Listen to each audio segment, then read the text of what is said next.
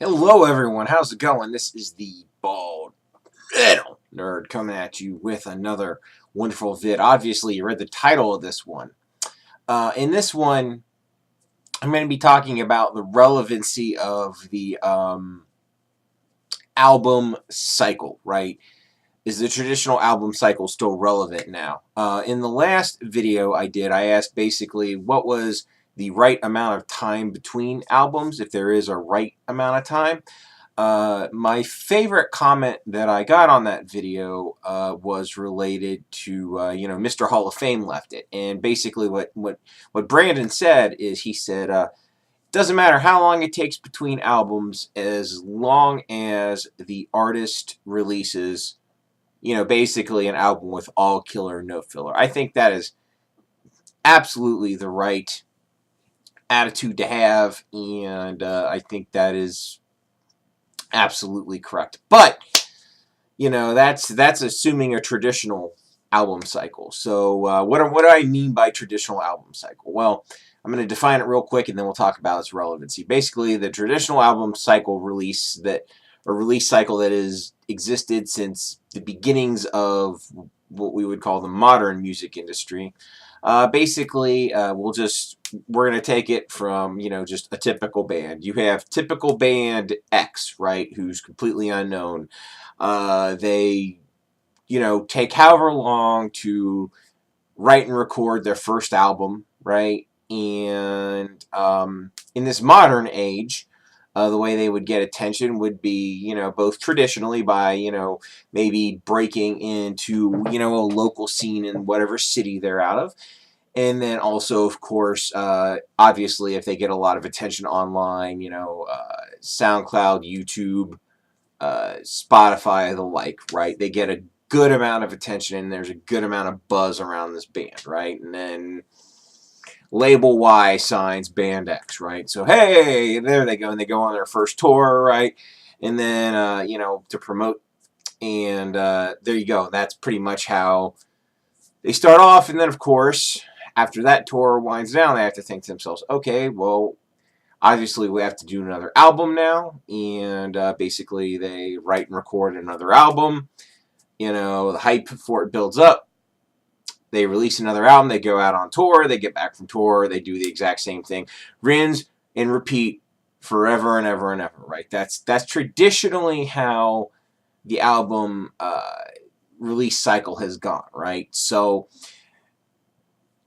is that still the best way for bands to operate their careers in the modern age?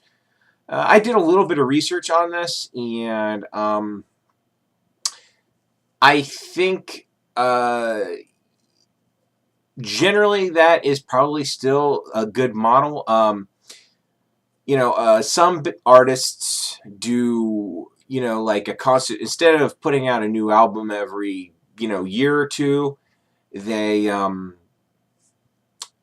they do a constant stream of songs, right? They'll just sprinkle songs out there all the time, and kind of always are trying to stay in front of people's ears and eyes that way, right? That's a strategy some have employed. Apparently there's been a lot of movement with certain artists and streaming deals, but I would think those would be for like the big dogs of the industry, right? I don't know how much that has happened on the micro scale, but so there is some disruption to that model, but that model still dominates, and I think the album release cycle still dominates for a reason. I think it's still kind of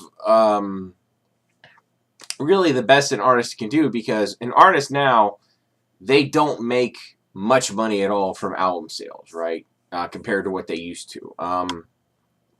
Pretty much all of their money that they earn is from playing shows and merchandising, right? So they have to keep the income rolling in, and it's there's not the impetus on album production that there used to be for the artists themselves, but something still has, see, that's the paradox, something still has to exist that people care about to go see the artist in the first place.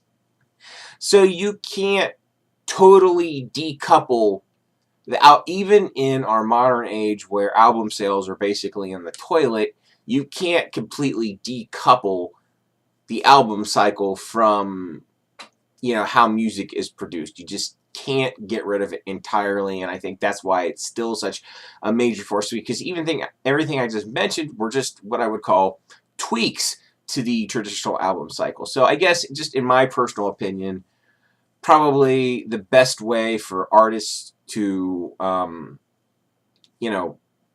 survive in today's world is to more or less kind of follow the traditional, produce something, tour, produce something, tour, produce something, rinse and repeat. But I think the way I would tweak that if I were an artist would be, I would definitely try to, kind of have maybe as much of a social media presence as I could, just so I could stay in front of my fans. Because if you fall off the map for, a year or two, people are going to be like, whatever happened to Band X? And they put something out new, you may not find out about it. So there's got to be a way to, kind of constantly stay connected to your fans. That way they know when you do something new. That way they know when you're going on tour. And with the internet, in theory, it should be easier than ever. So, yeah, I know I didn't have any great insight into this, but it's got to be tough to in today's climate to really make it. And I don't see any great alternatives to the album release cycle out there. If you know of some, let me know in the comments below, obviously, whatever your thoughts are on this. I would be especially interested in hearing from people who aren't like me. And what I mean by people who aren't like me are people who are younger than me. I'm talking people in their 20s and under, because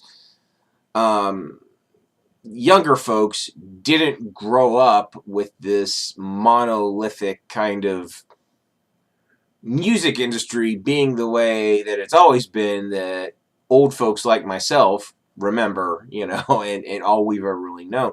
So I'd really like to hear, do young people think this is still the best way to produce music? What would you recommend to, grab your attention? What gets you to be like, oh, hey, yeah, I noticed that band, and I'm going to keep noticing that band because of this or that. So anyway, that's it. You guys know what to do. Thank you so much for watching. Live long and prosper.